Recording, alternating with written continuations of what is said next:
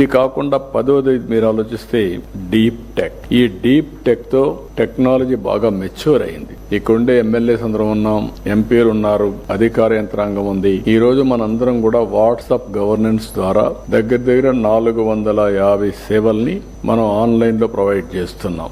ఇంకొక 12వ తారీఖుకి ఇంకా ఒక 20-30 పెరుగుతాయి. అల్టిమేట్ గా 2 నెలల్లో 100% సర్వీసెస్ అన్ని వాట్సాప్ లో ఇచ్చే అవకాశం వస్తుంది. గవర్నమెంట్ లో కూడా హిస్టారికల్ డేటా ఉంది డిఫరెంట్ డిపార్ట్మెంట్స్ కి.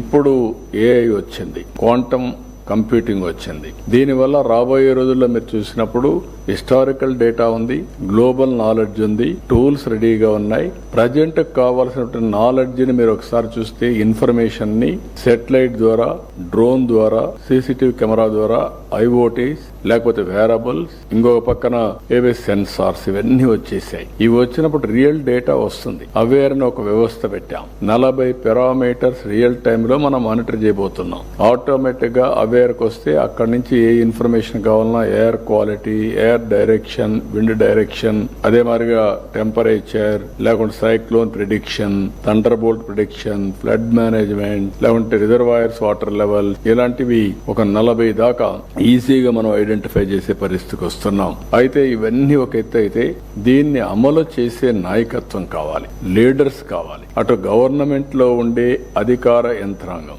ఇటు గౌరవ ఎమ్మెల్యేలు, గౌరవ ఎంపీలు, మంత్రులు, మనందరం కలిసి సమిష్టిగా మనం ముందుకు పోగలిగితే మనం అనుకున్న లక్ష్యాలు నెరవేరే పరిస్థితి వస్తుంది.